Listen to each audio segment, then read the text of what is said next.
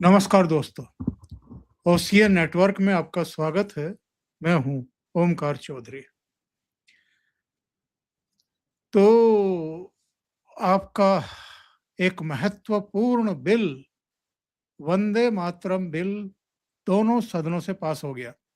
राज्यसभा में तो पहले ही हो गया था, लोकसभा में आज पारित हो गया। अब ये राष्ट्रपति के पास जाएगा और राष्ट्रपति इसको स्वीकृति देंगी। इसके बाद इस पर अधिसूचना यानी गजट में प्रकाशित होकर अधिसूचना जारी हो जाएगी और ये पूरे देश में लागू हो जाएगा। इसका महत्व जानेंगे भट्ट साहब से। दूसरे, 200 से ज्यादा कुलपतियों, उपकुलपतियों और पूर्व कुलपतियों ने प्रियंका गांधी वाड्रा को एक चिट्ठी लिखी है। कामकोटी के बारे में जो उनकी टिप्पणी थी कि गौमूत्र विशेषज्ञ भी कमेटी में रखे गए हैं, उस पर इन लोगों ने गहरी नाराजगी जाहिर की है और ये कहा है कि कामकोटी के बारे में इस तरह की टिप्पणियां अस्वीकार्य हैं, पूरी तरीके से अस्वीकार्य हैं। तो सवाल ये उठता है, और इससे पहले इनके भाई राहुल गांधी अमित शाह पर अनाप शनाप आरोप लगा चुके हैं और वो भी बेसलेस, पूरी तरीके से एक गोली नहीं चली। अब तो ये भी साफ हो गया है कि पैलेट गन का भी इस्तेमाल नहीं हुआ। किसी रिपोर्ट में किसी विशेषज्ञ ने, किसी फोर्स ने ये ऑन नहीं किया, किसी स्टूडेंट ने ये नहीं कहा कि पैलेट गन से वो घायल हुआ है। पता नहीं राहुल गांधी किसको उठा लाया और उसको दिखा करके कैमरों पर कह रहा था कि ये पैलेट गन की गोली का शिकार हुआ है। तो जरा इन पर चर्चा करेंगे, कुछ मुद्दे और भी हैं उन पर भी चर्चा करेंगे। मेरे साथ जुड़ गए हैं लखनऊ से वरिष्ठ पत्रकार वीरेंद्र नाथ भट्ट। वीरेंद्र जी, बहुत स्वागत। वो आपके दर्शकों को नमस्कार। तो वीरेंद्र जी, वंदे मातरम बिल तो पारित हो गया है, कड़ा प्रावधान है, आपने बाधा पहुंचाई, आपने अपमानजनक स्थितियां पैदा की, आपने तय कायदे कानून नियमों का पालन नहीं किया तो सीधे 3 साल की सजा और जुर्माना अलग से। आपको याद होगा जब जब पिछले सत्र में इस पर चर्चा हुई थी तो प्राइम मिनिस्टर मोदी ने कहा था कि कांग्रेस ने वंदे मातरम के 4 संजा काट दिए, वंदे मातरम का विभाजन हो गया और उसके साथ ही देश का विभाजन हो गया। तो इस संदर्भ में वंदे मातरम अधिनियम जो आज पारित हुआ है, ये हमें इसकी समीक्षा करनी चाहिए। ये भारत राष्ट्र के चरित्र से, भारत राष्ट्र की भौगोलिक सीमा से और 1947 में 15 अगस्त के बाद भारत राष्ट्र का क्या स्वरूप उभरा, क्या निकला है, क्या होना चाहिए था, वो सारी बातें इससे तय करेगी। जो काम 1947 में हो जाना चाहिए था, वो काम 80 साल के बाद 2026 के अंत में हो रहा है। के मतलब आधे से अधिक साल बीत चुका है। अगले 15 अगस्त को भारत की स्वतंत्रता का 80वां वर्ष होगा, 80th year of Indian independence. तो इस अगर संदर्भ में देखेंगे, अगर हम इशू को संदर्भ में फ्रेम करेंगे, तभी इसका महत्व हम समझ पाएंगे। आज से करीब बल्कि 28 साल पहले जब कल्याण सिंह यूपी के मुख्यमंत्री थे, तब भी वो एक वंदे मातरम को लेकर के कंट्रोवर्सी हुई थी और उस समय अटल जी प्राइम मिनिस्टर थे और संसद में कांग्रेस ने बहुत हंगामा किया था कि सरकार जो है इस देश के अल्पसंख्यकों की भावना के साथ खेल रही है, संविधान का अपमान कर रही है।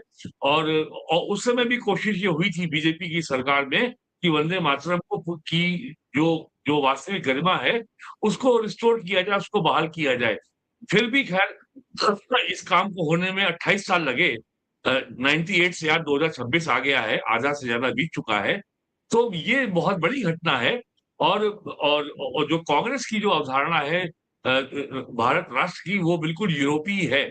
यूरोपियन राष्ट्र की जो यूरोप के देश हैं वो 1648 की जो वेस्टफेलियर ट्रीटी है उसके आधार पर संगठित, उसके आधार पर ऑर्गेनाइज किए गए हैं। वहां पे भाषा, रिलीजन और रेस यानी नस्ल जाति के आधार पर राष्ट्रों का गठन हुआ है। भारत एक ऐसा अजीबोगरीब एक यूरोप की दृष्टि से भारत बड़ा अजीबोगरीब देश है। उनको लगता है कि यहाँ पे 20 से 25 से अधिक भाषाएं हैं।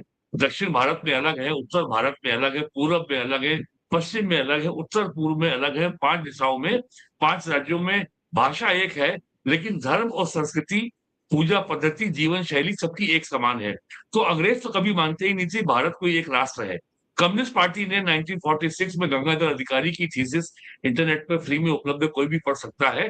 गंगाधर अधिकारी ने, सीपीआई ने पाकिस्तान के गठन का समर्थन किया था, कम्युनिस्ट पार्टी ऑफ इंडिया ने, और भारत को 17 टुकड़ों में विभाजित करने की, 17 देश बनाने की सिफारिश कम्युनिस्ट पार्टी ऑफ इंडिया ने की थी। ये वही कम्युनिस्ट पार्टी है जो आज ये आरोप लगाती है कि वीर सावरकर ने अंग्रेजों से माफी मांगी थी। 1942 में ये अंग्रेजों की गोद में बैठे हुए थे। और अरुण शौरी जो बहुत लंबे समय तक इंडियन एक्सप्रेस के एडिटर रहे हैं और अटल जी की सरकार में मिनिस्टर रहे हैं, उनकी किताब है the commission of lost causes. उसमें उन्होंने लिखा है कि कैसे जो कम्युनिस्ट पार्टी के संस्थापक माने जाते हैं एम.एन. रॉय, मानवेंद्र नाथ राय, उनको अंग्रेजों के जमाने में सन 40 से 47 के बीच में 12,000 रुपए मिलते थे अंग्रेजों से, केवल कांग्रेस की और देश में जो भी फ्रीडम फाइटर की मुखबिरी करने के लिए।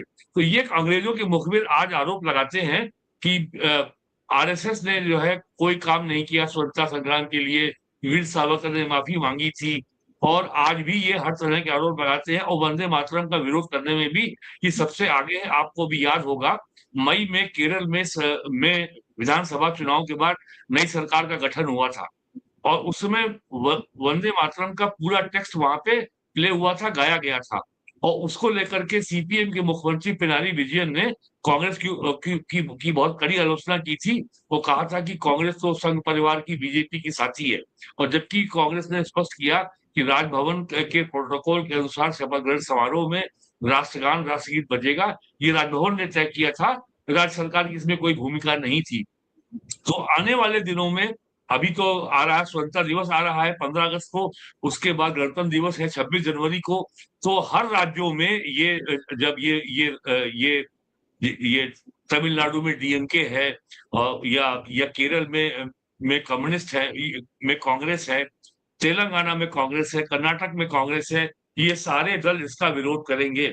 और सबसे जो चौंकाने वाली बात है, पंडित नेहरू की मेहरबानी से पूरा उत्तर पूर्व ईसाई हो गया है। मेघालय, मिजोरम, नागालैंड, यहाँ 99% लोग ईसाई हो चुके हैं। यहाँ पर कभी भी किसी भी राजकीय समारोह के बाद, वो चाहे गणतंत्र दिवस हो या स्वतंत्रता दिवस हो, कभी राष्ट्रगीत नहीं बजता। वहां पे बजता है आलेलुया। जैसे इस्लाम में कहते हैं अस्सलाम वालेकुम, तो वैसे ही क्रिश्चियनिटी बोलते हैं आलेलुया। वहां आलेलुया बजता है आज भी। तो अब वहां से भी इसका विरोध आएगा कि साहब ये वंदे मातरम कहां से ले आए। और दूसरी बात, भारत की अपनी राज्य की उत्पत्ति का सिद्धांत यूरोप से भिन्न है। हमारा जो theory of evolution of state है, it is entirely different from the Europe. Europe में राजा को समाज का मालिक माना गया है। भारत में जो राज्य है वो समाज के अधीन है, राजा समाज के अधीन है, राजा समाज का मालिक नहीं है। और इसका सबसे बड़ा प्रमाण ये है कि 1000 साल तक ये देश की जो मुख्य सत्ता है, जो केंद्रीय सत्ता दिल्ली है, वहां पे या तो इस्लामिक सत्ता थी या क्रिश्चियन सत्ता थी ब्रिटेन की, लेकिन ये देश हिंदू ही रहा, ये देश सनातन ही रहा। और पूरे विश्व में भारत एकमात्र ऐसा देश है जहां पर क्रिश्चियनिटी और इस्लाम का कॉलोनियल पावर्स का सम्मिलित हमला हुआ। इन्होंने 1000 साल लूटा, लेकिन देश को लूटा तो सही, इन्होंने वेंडलाइज किया, हमारी प्राचीन सनातन संस्थाओं का समूल नाश किया, 50,000 मंदिर तोड़े, सनातन अर्थव्यवस्था का नाश कर दिया, गुरुकुल व्यवस्था का नाश कर दिया। आज जिस वर्ण व्यवस्था को लोग गाली देते हैं, काटते हैं, ये सनातन व्यवस्था, ये उसी वर्ण व्यवस्था पे आधारित थी जहां कोई बड़ा नहीं था, कोई छोटा नहीं था, कोई अमीर नहीं था, कोई गरीब नहीं था, सबके काम, हर व्यक्ति अपना काम करता था, और जितनी समाज की आवश्यकता थी वो उतना ही उत्पादन करता था। न तो कभी भारत की सनातन अर्थव्यवस्था में कभी एक्सेस प्रोडक्शन की समस्या थी, और ना ही कभी किसी वस्तु का अकाल या शॉर्टेज थी। तो वंदे मातरम जो है वो प्राचीन भारतीय राष्ट्र के जैसा कि वर्णन वेदों में है, जैसा कि वर्णन भारत की भौगोलिक सीमा का वर्णन विष्णु सहस्त्रनाम में है, अब ये नई बहस शुरू होगी। और कांग्रेस ने हमेशा ये आइडिया ऑफ इंडिया की बात की है। आइडिया ऑफ इंडिया वही है जो नेहरू की पुस्तक भारत एक खोज या डिस्कवरी ऑफ इंडिया में दिया गया है। तो आप देखिएगा कि आज जो वंदे मातरम बिल तो पास हो गया है, अगर राज्यसभा में और लोकसभा में इसके ऊपर लंबी बहस हुई होती, तो इससे जो है जनता का ज्ञानवर्धन होता और लोगों को इसका राजनीतिक संदर्भ और इसकी ऐतिहासिक पृष्ठभूमि पता लोगों को मालूम चलती कि क्या है। तो अब ये सब तो नहीं हुआ और वास्तविकता ये है कि कांग्रेस किसी मुद्दे पे बहस इसलिए नहीं चाहती है कि उनके पास उनके भले 99 एमपी लोकसभा में हैं, उनके पास कोई बोलने वाला नहीं है। कोई उनके पास स्पीकर नहीं, कोई तैयारी करके नहीं आता है। राहुल गांधी खड़े होकर नाटक करते हैं, एंटिक्स फैलाते हैं, गिमिक्री करते हैं और तरह-तरह की नौटंकी करते हैं ताकि वो खबरों में आ जाएँ। लेकिन आप कल के मुझे अगर देखिए कि मुझे जो एग्ज़ाम वाला बिल पास हुआ है, उन्होंने तमाम तरह के अटैक किए, तमाम जो है आपत्तिजनक बातें की, अपमानजनक बातें की। जो संसद की नियमावली है, संसद की गरिमा का उन्होंने उल्लंघन किया। उनके पास ठोस बोलने का विषय किसी पर नहीं था। तो वंदे मातरम का बिल पास होना मेरा मानना है भारतीय राष्ट्र की एक बहुत बड़ी उपलब्धि है और इससे उन लोगों के लिए भी बड़ी शर्मिंदगी पैदा होगी, जैसा कि बीजेपी ने, आरएसएस ने और प्राइम मिनिस्टर मोदी ने लगातार कहा है, हमारे लिए राष्ट्र प्रथम है, उसके और राष्ट्र ही हमारा परिवार है। जबकि समाजवादी पार्टी, कांग्रेस के लिए परिवार ही राष्ट्र है, उनके लिए डायनेस्टी प्रथम है, परिवार प्रथम है। तो जिस तरीके से प्राइम मिनिस्टर ने भारत की राजनीति में कुछ परिवारों का जो होल्ड है, जो परिवारवादी वाली पार्टियां हैं, कांग्रेस है, समाजवादी पार्टी है, या अन्य क्षेत्रीय पार्टियां हैं, उन पार्टियों के लिए आने वाले दिनों में काफी जी, संकट और नई चुनौतियां खड़ी होंगी। जी। देखिए मुझे लगता है कि कांग्रेस में और दूसरे दलों में भी अच्छा बोलने वालों की कमी नहीं है। वो भी तैयारी करके आकर के बोल सकते हैं। राहुल गांधी कहाँ चाहते ही बोलते हैं? नहीं, राहुल गांधी चाहते ही नहीं कि कोई आकर के बोले, क्योंकि वो बोलेंगे, हाँ। वो चमक जाएंगे तो राहुल गांधी को कौन पूछेगा फिर। इसलिए वो ऐसा माहौल बना करके रखते हैं कि सदन चलने ना पाए। चलिए अगले विषय पर बढ़ते हैं। देश के 215 से ज्यादा कुलपतियों ने, पूर्व कुलपतियों ने, उपकुलपतियों ने चिट्ठी लिखी है प्रियंका वाड्रा को कि आईआईटी मद्रास के डायरेक्टर और जाने माने तकनीकी विशेषज्ञ कामकोटि के बारे में आपने जो टिप्पणी की है, ये किसी को भी स्वीकार्य नहीं है। और जिस तरह की अभद्र टिप्पणी इन्होंने की है, अब उस पर बहुत बड़े सवाल खड़े हो रहे हैं। उनको गौमूत्र विशेषज्ञ बता करके न केवल उनका अपमान किया है, बल्कि पूरे तकनीशियंस का, विशेषज्ञों का भी एक तरीके से उन्होंने मजाक उड़ाने की कोशिश की है। जिन कामकोटि के बारे में इन्होंने टिप्पणी की है, प्रोफेसर कामकोटि के बारे में, उनकी शैक्षणिक उपलब्धियों का जिक्र किया है इन अरे 215 बहुत शानदार कुलपतियों, है। उपकुलपतियों ने। और उन्होंने कहा है कि उनके नाम 150 से ज्यादा शोध पत्र हैं, 50 से अधिक R&D प्रोजेक्ट हैं। उनको अकादमिक उत्कृष्टता पुरस्कार और Indian electronics and semiconductor association techno visionary award प्राप्त है। आप ऐसे तकनीकी विशेषज्ञ के बारे में इतनी अभद्र टिप्पणी आखिर क्यों कर रही हैं और किस मानसिकता के तहत कर रही हैं? देखिए, अब लोगों को ये भ्रम दूर हो जाना चाहिए कि राहुल गांधी या प्रियंका गांधी दत्तात्रेय गोत्र के ब्राह्मण हैं। प्रियंका गांधी स्वयं क्रिश्चियन है, उनके पति क्रिश्चियन है, उनकी माता रोमन कैथोलिक क्रिश्चियन है। मैं प्रियंका गांधी के संदर्भ के इस गोमूत्र के बारे में की गई अपमानजनक उपहास के अंदाज में की गई टिप्पणी को इसी रूप में लेता हूं कि एक रोमन कैथोलिक क्रिश्चियन सनातन धर्म की निंदा कर रहा है, जो काम चर्च पिछले 2000 साल से कर रही है। Priyanka Gandhi Roman Catholic Christian है, ये उनका निजी मामला है, मुझे इस पे कोई टिप्पणी नहीं करनी। लेकिन जब वो हमारी संस्कृति, जो विश्व की प्राचीनतम संस्कृति है, जब उसका उपहास और मखौल उड़ाएंगी, वो भी लोकसभा के अंदर, तो ये मामला बहुत गंभीर हो जाता है। फिर इसको हम जो है इग्नोर नहीं कर सकते, इसकी उपेक्षा नहीं कर सकते। It has to be tackled with seriously. क्या प्रियंका सऊदी अरब में, अरब देशों में ऊंट का मूत, ब्रांडेड मूत जो है, ऊंट का यूरिन, बाकायदे ब्रांडेड यूरिन बिकता है वहां के जनरल स्टोर्स में। क्या प्रियंका गांधी उसके बारे में बोल सकती हैं? प्रियंका गांधी जो है गाजा का बैग का झोला लटका के घूमती है संसद में, and all eyes are on Gaza लिख के ट्वीट में शामिल होती हैं। सोनिया गांधी, उनकी माता जी, गाजा के ऊपर लंबे लंबे लेख लिखती हैं हिंदू अखबार में। क्या कभी उन्होंने एक शब्द बोला पहलगाम में जो 28 काफिर हिंदू मार दिए गए? कभी नहीं बोला। तो प्रियंका गांधी जब सनातन धर्म पे और भारतीय जनता पार्टी, जब भारतीय जनता पार्टी की आलोचना करती है, तो हम ये क्यों ना माने कि एक रोमन कैथोलिक क्रिश्चियन सनातन धर्म की आलोचना कर रहा है। और जो जो इस देश को 100 साल से पट्टी पढ़ाई गई है, ईश्वर अल्लाह तेरे नाम, उनसे मेरा केवल एक ही प्रश्न है, क्या चर्च और इस्लाम सनातन धर्म के अस्तित्व को स्वीकार करता है?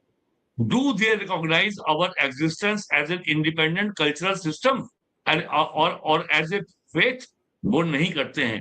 अगर इस्लाम के मतलब गांधी का इस नारे से इस देश को, हिंदुओं को का शत्रु बोध समाप्त कर दिया गया, और जो शत्रु है उसको आपने हमारा मित्र बना दिया। अगर मुसलमान ये मानते हैं कि सनातन धर्म का स्वतंत्र अस्तित्व है, तो फिर आपका कलमा ही झूठा हो जाएगा। ला इलाहा इल्लल्लाह मोहम्मद रसूलुल्लाह, there is no God, there is no God but Allah, Allah के सिवा कोई नहीं है। तो ये सब जो झूठ बोला जा रहा है, और हिंदू मुस्लिम सिख ईसाई आपस में भाई भाई, जब ईसाई और इस्लाम हमारे अस्तित्व को ही नहीं मानते, हमको काफिर मानते हैं, ईसाई हमको पैजन कहते हैं, पैगन कहते हैं, और उसके बाद आप हमको इनका भाई बता रहे हैं। राहुल गांधी जो है 2018 के चुनाव के समय मंदिर मंदिर घूम रहे थे दक्षिण भारत के मंदिरों में। वहां पे सवाल उठा, भैया ये है कौन? रात में 11 बजे जो है सुरजेवाला ने प्रेस कॉन्फ्रेंस किया और कहा ये दत्तात्रेय गोत्र के ब्राह्मण है। जिसका माँ और बाप दोनों हिंदू नहीं है, उसका बेटा ब्राह्मण ये भैया कौन सी टेक्नोलॉजी है? तो सोनिया गांधी, तो प्रियंका गांधी का ये बयान बहुत ही घृणा से भरा हुआ है। सनातन धर्म के प्रति उनके मन में कितना गहरा कंटेम्प्ट है, कितनी गहरी घृणा है, कितना व्यंग है, और कितनी हिकारत है, ये इस बात को दिखाता है। और जबकि गौमूत्र को बाकायदे यूएसए में 3 पेटेंट मिल चुके हैं, उसकी anti fungal, anti bacterial properties को दुनिया के ग्लोबल साइंटिफिक कम्युनिटी ने उसको माना है। हवन के भी वैज्ञानिक जो महत्व को माना गया है कि हवन कराना उस घर के वातावरण के लिए और ओवरऑल वातावरण के लिए वो कितना उसका प्रभाव सकारात्मक होता है। तो प्रियंका गांधी से ये हमें अपेक्षा करनी चाहिए कि she will at least tender an unconditional apology for her highly controversial and hateful statement against Sanatan Dharma। और हमें और शायद अब चिट्ठी की उनको जानकारी मिल गई होगी। वी शुड होप कि वो आने वाले 24 घंटे में इस पर अपनी प्रतिक्रिया देंगे, क्योंकि ये कहने से काम नहीं चलेगा कि हम तो सनातन धर्म, हम तो कांग्रेसी हैं, हम तो सारे धर्मों को लेकर साथ चलते हैं, हम तो विकास की, देश की बात करते हैं। देश के विकास की बात भी करेंगे और सनातन धर्म के बारे में आप लोकसभा के में, संसद में घृणा आप उगलेंगे, ये स्वीकार्य नहीं है। जरा सुनते हैं मल्लिकार्जुन खड़गे ने आज क्या कहा, जिस पर हंगामा हो गया। लेकिन आप बंद कमरे में रह के बहुत दिन छुप नहीं सकते। झूठ बोल रहा है मल्लिकार्जुन खड़गे, बिल्कुल झूठ बोल रहा है। और जनता के सामने हम दिखाएंगे इनके लोगों में क्या है। ये अमित शाह के बारे में कह रहे थे कि आप एसी रूम में बहुत समय तक छुप करके नहीं रह सकते, हम एसी रूम से आपको खींचकर बाहर लेकर के आएंगे। सुनिए क्या कहा है मल्लिकार्जुन खड़गे ने शाह पर हमलावर से कहा, मेरे विद्यार्थी जो गांव-गांव से आए उनको पैलेट गन का इस्तेमाल करके मार रहे हैं, पैलेट गन का इस्तेमाल करके मार रहे हैं, उनके हाथ पैर टूटे, इसका जिम्मेदार कौन है? होम मिनिस्टर है। बंद एसी कमरे में आप मेरी बात सुन रहे होंगे, लेकिन छिपकर आप बहुत दिन रह नहीं सकते। एक दिन हम बाहर खींच कर लाएंगे और जनता के सामने दिखाएंगे कि क्या है। इस पर ट्रेजरी बेंच के सदस्यों ने जमकर हंगामा। ये खींचकर बाहर लाएंगे, क्या ये नेपाल बनाने का सपना देख रहे हैं कांग्रेस के राष्ट्रीय ये अध्यक्ष भी? अंग्रेजों ये अंग्रेजों की बनाई हुई पार्टी जो 1885 में इटावा के डीएम एओ ह्यूम ने बनाई थी, और इस पार्टी का जिस पार्टी को अंग्रेजों ने बनाया, जिस पार्टी के 10 राष्ट्रीय अध्यक्ष अंग्रेज सिविल सेवा के अधिकारी रहे, सिविल सर्वेंट रहे, उस पार्टी का अध्यक्ष जो कि सोनिया गांधी की कृपा से अध्यक्ष बना है, और वो सारा जो भाषण इन्होंने आज दिया है केवल सोनिया गांधी को ही इम्प्रेस करने के लिए दिया है। इसका भाषण में आप बताइए, एक एक शब्द सिवाय झूठ और घृणा के अलावा क्या है इसमें। और जो व्यक्ति पिछले 50 साल से राजनीति में है, पहले कर्नाटका में 8-9 बार ये विधायक रहे हैं, मिनिस्टर रहे हैं, मनमोहन सिंह की यूपीए सरकार में मिनिस्टर रहे हैं, 3-4 बार एमपी रहे हैं लोकसभा के, 2 बार से राज्यसभा के मेंबर हैं, जिसके पास लेजिस्लेचर का इतना लंबा अनुभव हो, वो इतने आत्मविश्वास के साथ झूठ बोलेगा, ये अपने आप में अकल्पनीय है। दिल्ली यूनियन टेरिटरी है, ये सही बात है। दिल्ली की पुलिस के ऊपर लेफ्टिनेंट गवर्नर के माध्यम से केंद्रीय गृह मंत्रालय का प्रशासनिक नियंत्रण है, लेकिन दिल्ली पुलिस के डे टू डे अफेयर में मिनिस्ट्री ऑफ होम का कोई दखल नहीं होता। होम मिनिस्ट्री केवल ये तय करती है भैया यहाँ पे पुलिस कमिश्नर कौन बनेगा या डिप्टी कमिश्नर का ट्रांसफर कौन होगा, कौन नहीं आएगा।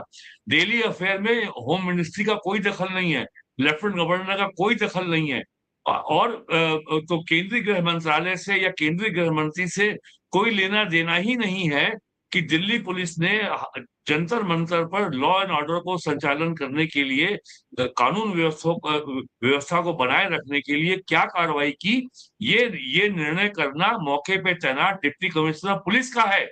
इवन पुलिस कमिश्नर भी नहीं उसमें दखल देता, और deputy commissioner DIG rank officer होता है, कोई छोटा ऑफिसर नहीं होता है, और joint commissioner IG rank officer होता है।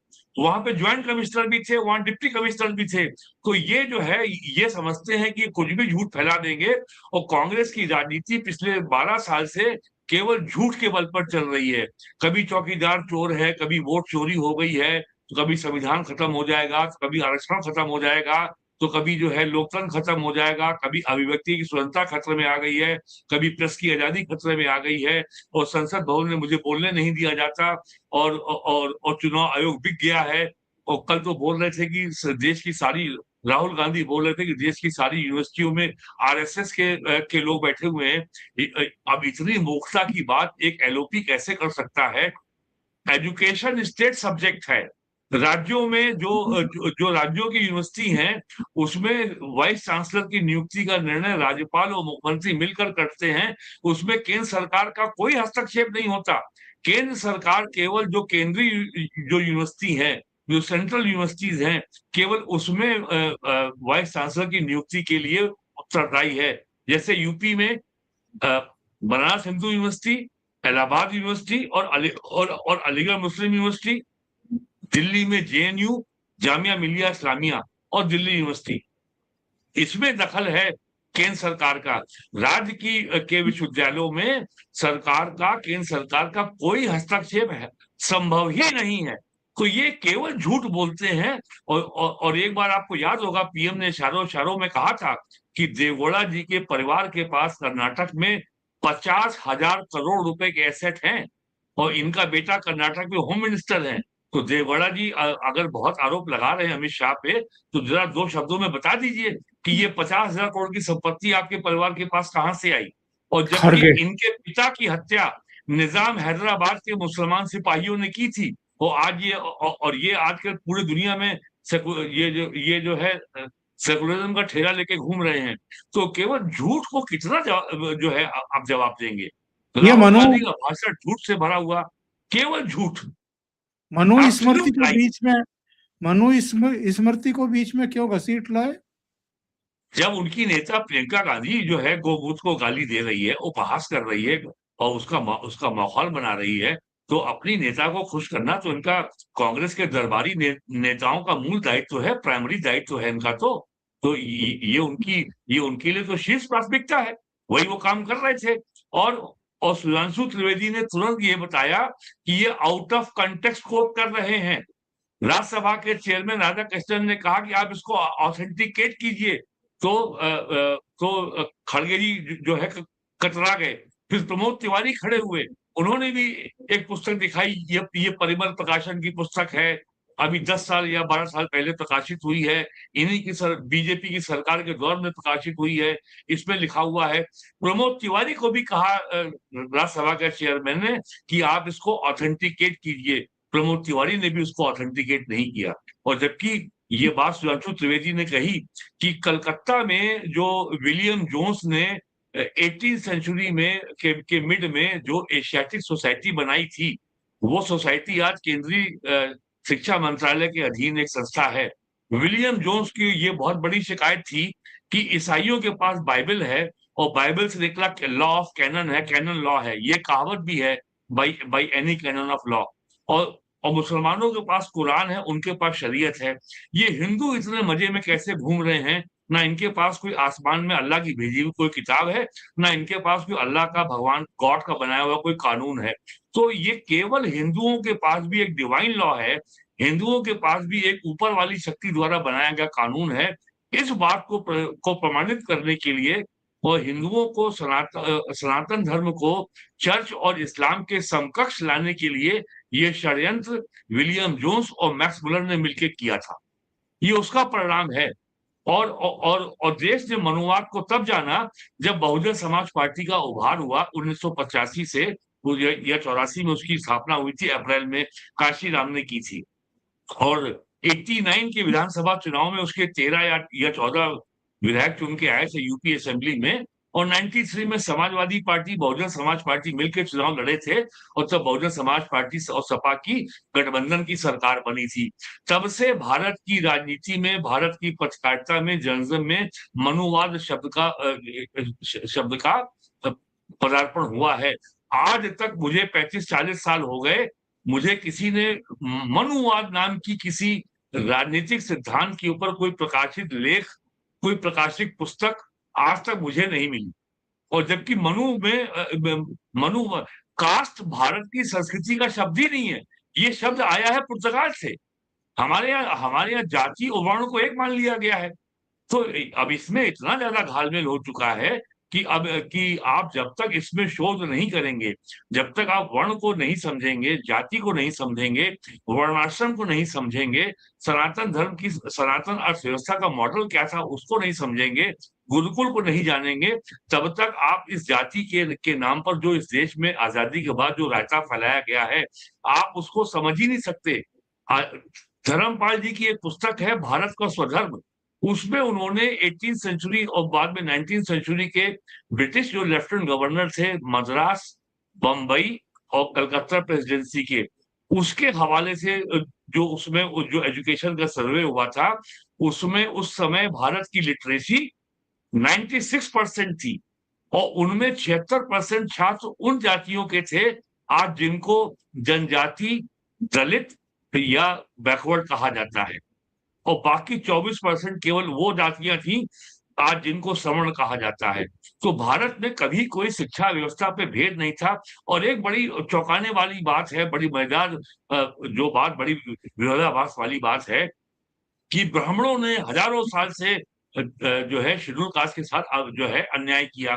भाई जब देश 1000 साल गुलाम था तो अन्याय करने का अधिकार ब्राह्मणों को कैसे मिल गया? ये कौन सी गुलामी है कि जो है कि ब्राह्मणों को सारी जातियों को गुलाम बनाए रखने का मौका मिल गया, जबकि दिल्ली की सत्ता पे कोई ना कोई तुर्की सुल्तान या जिनको मुगल कहते हैं वो बैठे हुए थे और बाद में आके वहां अंग्रेज बैठ गए।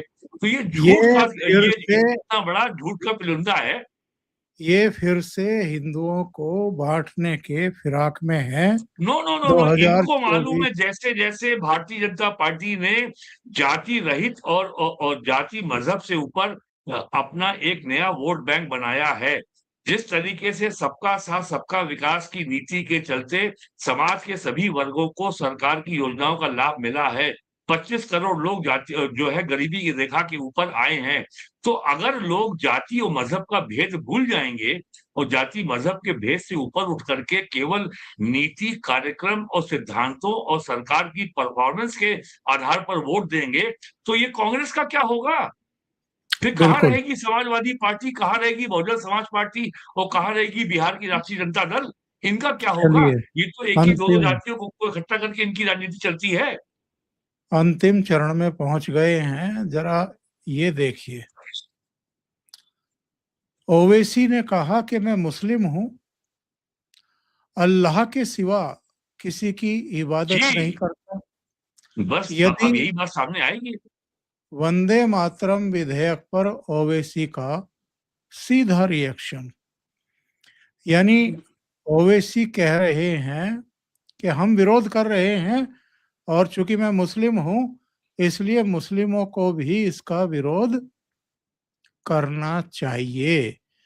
तो ये इस्लाम भड़कावे। भारत राष्ट्र के इस्लाम भारत राष्ट्र के ऊपर नहीं है, ये बात ओवैसी को अब समझ में आ जानी चाहिए। अब बिल पास हो गया है। और ये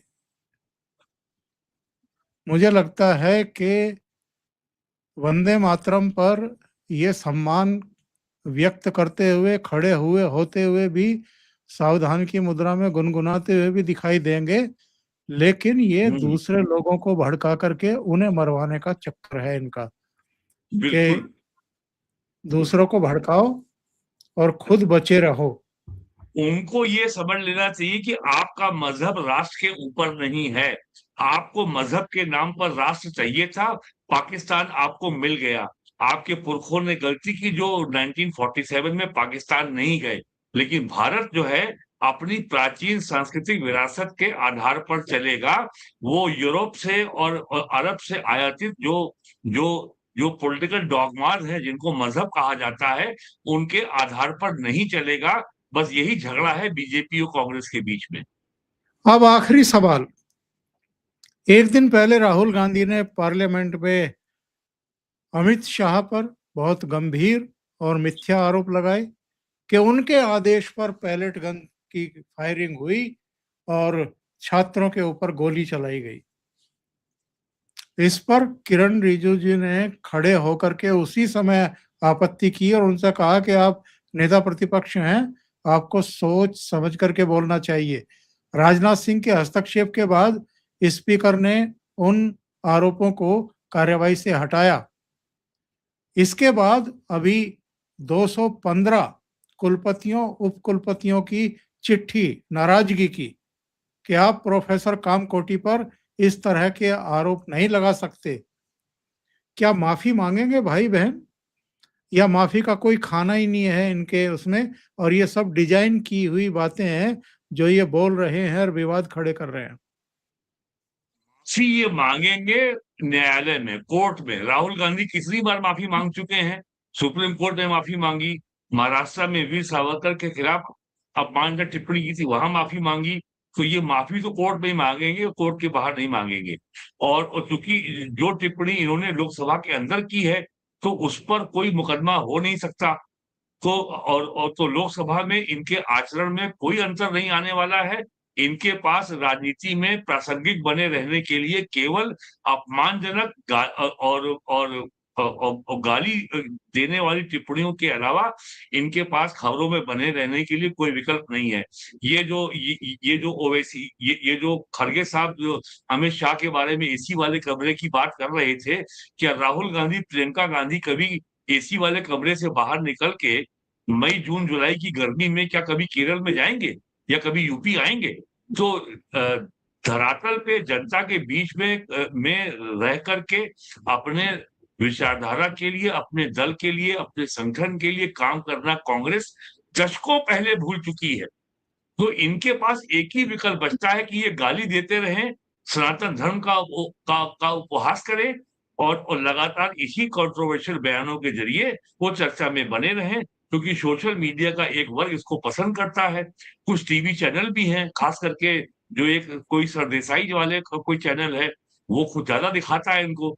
तो इनके लिए बस राजनीति में जिंदा रहने का और लगातार महत्वपूर्ण बने रहने का एक ही तरीका रह गया है कि बीजेपी को, नरेंद्र मोदी को, प्रमुख नेताओं को, सनातन धर्म को रोज निशाने पर रखो, रोज गाली दो, रोज उपहास करो। यही काम राहुल गांधी कर रहे हैं, यही काम प्रियंका गांधी कर रही हैं, यही काम इनकी माताजी कर चुकी है, सोनिया गांधी। बहुत बहुत धन्यवाद आपका वीरेंद्र नाथ भट्ट साहब, और दर्शकों का भी। वीरेंद्र जी जुड़े आप और बहुत महत्वपूर्ण मुद्दों पर आपने चर्चा की। Thank you so much. और दर्शकों से निवेदन है कि आपको अगर ये चर्चा अच्छी लगती है तो लाइक का बटन जरूर दबा दिया करें, वीडियो को शेयर किया करें और साथ में चैनल को सब्सक्राइब भी करें। मेरा व्हाट्सएप चैनल ओशियन नेटवर्क का, उसका लिंक नीचे मिल जाएगा। उस पर भी आपको अतिरिक्त सामग्री और चैनलों के लिंक मिल जाते हैं, इंस्टाग्राम, फेसबुक के भी और दूसरे मीडिया मंचों के भी। Thank you so much. नमस्कार। नमस्कार। वंदे मातरम। वंदे मातरम।